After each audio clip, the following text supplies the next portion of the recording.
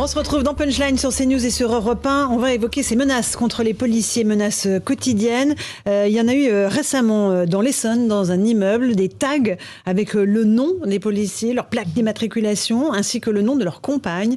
Des menaces qui provoquent évidemment beaucoup d'émotions dans les rangs des forces de l'ordre. Récit de Jeanne Cancard. C'est dans ce hall d'un immeuble à Vigneux-sur-Seine dans l'Essonne que des policiers découvrent ces inscriptions. Les bleus, il n'y a plus d'avertissement. Maintenant, on va vous... Ancien bleu de Grenoble, on va venir te chercher.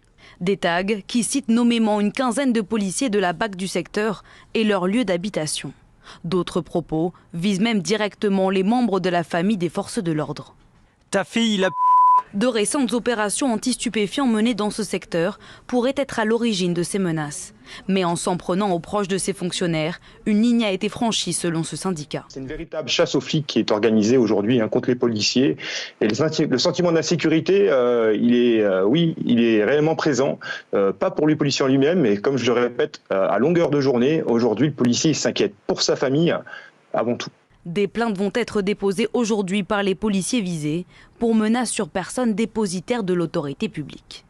Et on est en ligne avec Grégory Geron, secrétaire général du syndicat de police Unité SGP. Bonsoir à vous. Évidemment, vous êtes choqué par ces inscriptions, car il s'agit de menaces réelles pour vos collègues. Choqué, oui, mais malheureusement habitué. Je rappelle que dans le week-end encore, à Vendôme, dans le Loir-et-Cher, il y a eu le même genre de tag, donc intimidation, menace, on s'en prend aussi à la famille, on en est justement aux plaques d'immatriculation, vous l'avez dit. Donc choqué, oui, mais on est tellement habitué, c'est tellement récurrent et on le dénonce tellement, vous le savez, et merci d'en faire l'écho sur votre antenne, puisque c'est clairement la bêtise qu'on lit sur les murs, la haine anti-flic qui se répand de plus en plus, et une habitude qu'on n'arrive pas à prendre face à ce genre de choses. Grégory Geron, ça veut dire que les policiers sont pistés, suivis depuis leur lieu de travail jusqu'à leur habitation, le lieu de travail de leurs conjointes, leurs enfants à l'école? Oui, mais ça fait partie des menaces existantes, ça fait partie de ce qu'on dénonce régulièrement, ça fait partie des arguments qu'on a avancés aussi, rappelez-vous, quand on a défendu l'article 24 dans la PPL Fauvert-Toureau, ça fait partie de cette protection fonctionnelle qu'on demande. Et je pense qu'il y a une chose simple aussi qu'on devrait élargir rapidement, c'est de l'anonymisation des policiers dans les procédures. Quel que soit l'acte, aujourd'hui, c'est déjà prévu selon les infractions qui sont concernées et ciblées. Je pense qu'il faut l'élargir aujourd'hui à tout ce qu'on peut faire dans la police et tout ce qui peut permettre d'identifier un policier. Bien sûr. Mais ça veut dire que concrètement, chaque jour, les policiers partent au travail en ayant peur pour eux, mais aussi peur pour leurs proches désormais. Mais oui, rappelez-vous, je l'ai déjà dit, malheureusement déjà tous les policiers, je pense, sont très prudents, demandent régulièrement à leurs enfants de ne pas désigner la profession du père ou de la maman si elle est policière. Et ça, c'est une vraie réalité. Et ensuite, beaucoup aujourd'hui, clairement, font 3 tours de rond-point en rentrant chez eux pour faire attention de ne pas être suivis. On a eu une alerte en interne ce week-end dans le 77 où un collègue de la BAC était clairement suivi par une BMW montée par 3 individus lorsqu'il rentrait chez lui. Tout ça, c'est des choses qu'on nous remonte tous les jours et c'est juste une tartine de réalité que nous, décideurs, devraient prendre en compte. Karim Zeribi, vous avez une question pour monsieur Grégory, bonjour. Est-ce que vous diriez, comme le ministre de l'Intérieur, que c'est parce qu'on a mis la pression très fortement sur des petits caïds, là, des groupes de trafiquants, qu'il y a cette forme de riposte très, très ciblée? Première question. Et deuxième question, très franchement, si on veut se donner les moyens de leur mettre la main dessus en mettant le paquet, on peut le faire. On connaît les délinquants dans ces quartiers. Donc, et on pourrait remonter avec des expertises qui existent et qui peuvent être utilisées, savoir qui a écrit ces saloperies. Sur la première question, forcément, il peut y avoir une relation de cause à effet, en effet, avec la pression mise sur les points stupes, etc. Mais bon, globalement, de toute façon, encore une fois, on peut se replonger dans les archives et voir que malheureusement, ce genre de choses arrive depuis maintenant de très nombreux mois. C'est simplement la récurrence qui est inquiétante, clairement, puisque c'est devenu aujourd'hui la mode et tous les quartiers affichent le nom de mes collègues sur leur mur, carrément. Donc, il y a sûrement peut-être une accélération de la récurrence, vient peut-être en effet de la pression mise sur les points stupes. Le deuxième point, est-ce qu'on est capable aujourd'hui de mettre fin à ça? De toute façon, on sera capable dès lors qu'il y aura une vraie volonté politique. On en a déjà discuté plein de fois. Ça passe forcément par l'identification, forcément par l'arrestation, mais forcément aussi par la traduction devant la justice. Et clairement, on ne va pas encore recommencer le débat de la justice et de la réponse pénale, mais clairement, dans le maillon et dans la chaîne, le petit manque ou la petite faiblesse, elle est sûrement là quand même. Encore une dernière question, Grégory Joron, et qui n'est pas liée à ce qui s'est passé dans l'Essonne, mais ce qui s'est passé à Cachan lors d'un conseil municipal. Un des adjoints, France Insoumise, a affirmé que les policiers municipaux, s'ils étaient armés, c'était dans le but de tuer la population et de la protéger. Comment vous réagissez à cela ? Bon, écoutez, je suis pas un fan des réseaux sociaux, pour tout vous dire, mais je me suis permis de rédiger le titre au nom de mon organisation, le tweet au nom de mon organisation, et je l'ai résumé de manière assez simple. Moi, si ce monsieur qui s'est exprimé croyait que la police était là pour protéger la population et pas pour la tuer, moi je pensais qu'un élu avait un peu de nuance, avait un peu de retenue, avait un peu de discernement et avait un peu de décence. Et vraisemblablement, à la livraison de ces valeurs-là, ce monsieur n'était pas présent, clairement. Merci beaucoup pour cette réaction, Grégory Joron du syndicat Unité SGP Police. Bruno Bonnel, député de La République En Marche. Plusieurs choses à dire allez-y. sur ces paroles très sensées. D'abord, c'est vrai que ce climat entretenu par certaines oppositions anti-flics est un climat insupportable. On a eu l'occasion d'en parler 1000 fois. On va l'écouter dans un instant. De systématiquement dire que ce sont des éborgneurs, que ce sont des barbares par des autorités qui se présentent même aux élections présidentielles. Ça, c'est juste inadmissible. Après, sur les faits, monsieur a raison de dire que c'est une situation qui vient de la pression. Et moi, je pense que c'est quand même une bonne nouvelle qu'on essaye de restaurer l'ordre dans ces quartiers. Et il faut saluer leur courage, parce que ça ne doit pas être facile à vivre tous les jours. Et qu'on en est à dire, alors qu'il y a des années, on aurait été fiers de dire mon papa ou ma maman, ils sont dans la police, qu'on est à dire, surtout ne le dites pas, parce que ça nous met tous en danger. Là, on marche sur la tête. Et donc, il faut restaurer. Alors, on le fait au niveau législatif. On a pris des mesures. Encore une fois, on a voté des lois pour montrer l'aggravation des peines pour les policiers, pour essayer de les protéger. On a vu les débats que ça a créé à l'Assemblée nationale, le fameux article 24 dont parlait monsieur, et je pense que ça, c'est la partie législative. Après, il faut au maximum continuer à les soutenir pour leur dire votre combat il est juste, et on n'a pas vraiment beaucoup d'autres choses. Dernier point sur la justice, un petit point quand même. Plus 30% de budget sur la justice française depuis 2017. Ça, c'est une réalité. Plus 30%. C'est peut-être encore pas assez, mais on avance quand même par de plus en plus de moyens vers la justice, puisque quand on écoute les juges, ils disent c'est vraiment un problème de moyens. On n'a pas le temps de gérer tous les dossiers. Un mot sur l'augmentation du budget de la justice, peut-être à Éric Diard, avant qu'on passe à Cachan. C'est une bonne chose, mais je ne sais pas si c'est un rapport avec la réponse pénale. Moi, c'est globalement satisfaisant, mais est-ce que, parce qu'il y aura des moyens qu'il faut, ça va entraîner une plus grande sévérité dans les jugements, je peux émettre des doutes. Par contre, ce que j'entends, c'est que quand même ces actes inqualifiables deviennent le lot commun des policiers. C'est ça que je suis surpris, ça devient le lot commun. C'est plus une exception. Alors, ce sont peut-être des actes d'intimidation. Pour autant, est-ce qu'il n'y aura pas un jour le passage à l'acte ? Je suis plutôt inquiet. Jean-Claude Dacier ? J'espère d'abord que ces types de menaces qu'on est en train de voir là à l'écran ne concernent pas tous les immeubles de nos cités et qu'on est là face à un exemple malheureux. J'espère. Néanmoins, Karim a raison, on ne peut pas laisser passer ça. Alors, est-ce qu'on aura les moyens de retrouver ces auteurs de ces versets sataniques ? Bon, si j'ose dire. On verra bien. On ne sait pas qui ils sont. Il faut se méfier. Néanmoins, encore une fois, c'est ce qu'on dit. C'est pas acceptable. Donc, il faudrait mieux éviter que ça gagne, que ce soit dû probablement à la décision du président de la République et du ministre de l'Intérieur de livrer bataille, pour ne pas dire la guerre, aux trafiquants de drogue. Ça me paraît incontestable.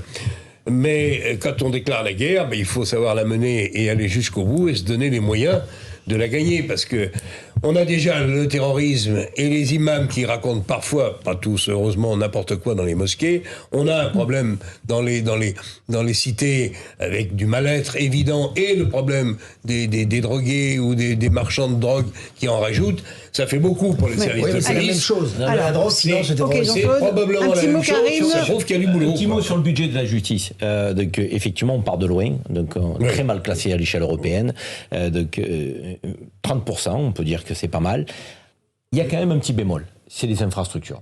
Je pense que sur le nombre de places de prison et sur les centres d'éducation renforcée, moi j'y tiens beaucoup à ça. Ces centres d'éducation renforcée, centres fermés, je le précise, pas des centres de vacances comme il peut en exister, pour gérer la délinquance des mineurs, pour les remettre dans le droit chemin. Là, le compte n'y est pas. Là, je pense que sur ce quinquennat, on n'a pas suffisamment créé de places de prison, on n'a pas suffisamment créé de nouveaux centres d'éducation renforcée, nous en avons 50 et on a 99 départements sur la métropole. Donc, là, vous auriez dû, je pense, cette majorité faire un effort, parce que si on a des magistrats, mais s'ils statuent sur des peines qui ne peuvent pas être exécutées parce que trop pleines dans les prisons, pas assez de centres d'éducation renforcée, on a un problème de fond, ce sont les infrastructures. Le président de la République n'a pas tenu ses engagements. Il avait dit 15 000, on n'en a même pas 2 000. 3 000. On est en commission d'enquête, justement, sur la politique pénitentiaire actuelle.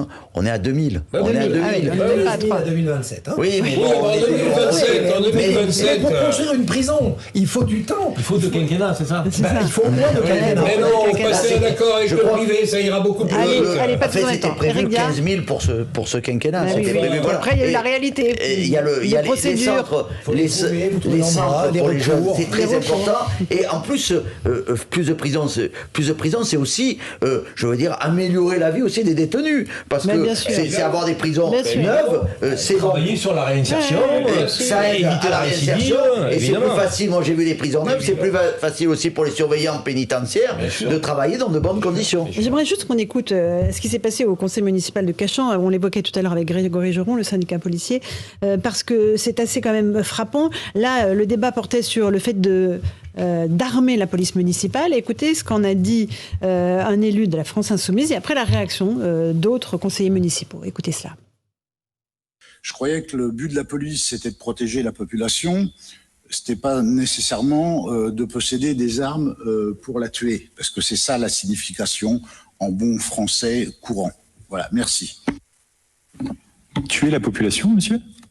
Oui, excusez-moi, j'ai pas très bien compris la fin de tuer la population. Si le collègue peut nous expliquer, j'ai pas très bien compris. Les policiers nationaux qui sont armés d'armes létales tuent la population, monsieur Lanoé. Après madame qui disait que les policiers sont racistes, les policiers nationaux armés avec des armes létales tuent la population, monsieur Lanoé ? Cette délibération. Oui, excusez-moi. Non, en fait, s'il vous plaît, monsieur. Non, mais c'est juste pour vous dire que je quitte le conseil municipal parce que je peux pas entendre des choses comme quoi la police armée tue des gens. C'est juste pas possible, quoi. Donc comme en plus ce monsieur connaît ma profession, c'est juste vraiment pour. Vous êtes ignoble. Et moi, je reste pas à côté de personnes comme vous. Voilà. Allez. Ah si, j'ai bien compris. Tuer la population, c'est scandaleux. Après les policiers sont racistes, c'est scandaleux. Voilà pour cette séquence mouvementée au conseil municipal de Cachan. Encore une fois, Bruno Bonnel, il y a une passivité de la part d'abord de la maire qui ne reprend pas ses propos. Elle est juste dépassée par le problème. Attendez, à chaud. On réagit quand même, non ? Oui, je suis d'accord. On l'aurait... Enfin, les gens qui sont autour de cette table n'auraient probablement pas eu la même réaction. Mais ça, chacun sa personnalité. Et ça. Non, le phénomène qui est le plus grave, c'est que depuis le début de ce quinquennat, depuis que je suis député, j'entends dire par une fraction de l'opposition, toujours la même, les pires horreurs sur la police. Ça ne m'étonne pas qu'on en arrive à dire jusqu'à tuer la population, parce qu'on a déjà éborgné, on a arraché des mains, on crée volontairement des provocations. Alors, qu'il y ait des brebis galeuses dans la police, certainement, et qu'il y ait des bavures, il n'y a pas de débat. Mais par contre, de là à les caricaturer, mettre dans le même bloc les gardiens de la paix, en disant finalement que c'est une armée en guerre, il y a peut-être une nuance. La seule guerre que mène la police, c'est contre les délinquants. Absolument. Éric Viard. C'est très grave, et c'est la deuxième partie de sa phrase qui est très grave. Ça veut dire, vous voulez armer les policiers, ce qui signifie que vous voulez tuer la population. Voilà ce qu'il dit. Vous les armez, voilà. Mais où on va ? Et c'est vrai que la maire aurait dû, à minima, recadrer cet élu. À un moment, lui dire, monsieur, je vous demande on peut pas dire ça. Après, il y aurait une explication entre eux. Mais au moins, lui dire, monsieur, on peut pas dire ça. Mais armer la police égale tuer la population. Moi, je comprends ça à travers ces propos scandaleux. Il ne faut pas qu'on se raconte d'histoire. Les manifestations d'une énorme violence des Gilets jaunes et d'autres avant celle-là, les Black Blocs ont laissé des traces. Et les problèmes que une partie de la population minoritaire a avec la police, ça remonte à loin. Mais les récents événements de ce quinquennat n'ont pas arrangé les choses. Et vous avez, je ne sais pas combien, vous avez un pourcentage non négligeable, en tout cas, hélas, de gens qui pensent exactement comme cet élu municipal, si j'ai bien compris. Oui, du conseil municipal. Qui, l'esprit peut-être un petit peu étroit, mais qui néanmoins dit des choses, je le crains et je le regrette profondément, et qui est partagé ou qui sont partagés par pas mal de Français. Karim, moi je suis effaré de voir que dans le débat public, dans notre pays, de l'extrême droite à l'extrême gauche, on a une parole anti-républicaine totalement décomplexée. Oui. Totalement décomplexée. Ces gens-là ne sont pas républicains. Ils n'aiment pas la République. Ils ne veulent pas de République. Aller chercher, aller attaquer ce qui représente un des piliers, je dirais une des fondations de la République, la police nationale, donc l'incarnation de la liberté.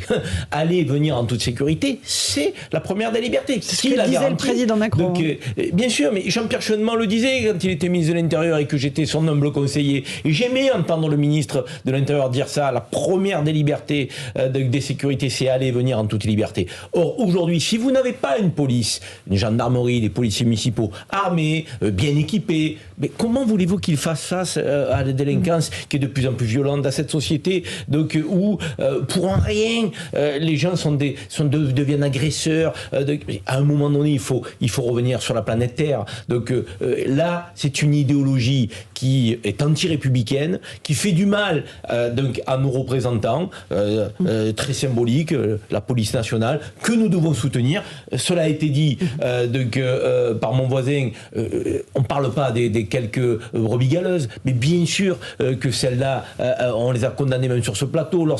Mais l'immense majorité des fonctionnaires de police font leur travail dans des conditions difficiles. Il faut saluer ce travail, donc il faut les soutenir. C'est notre devoir de citoyen à tous. Gérald Darmanin, le ministre de l'Intérieur, a écrit à cette maire socialiste un courrier que s'est procuré CNews pour lui demander de s'expliquer sur les circonstances dans lesquelles ces paroles ont été prononcées.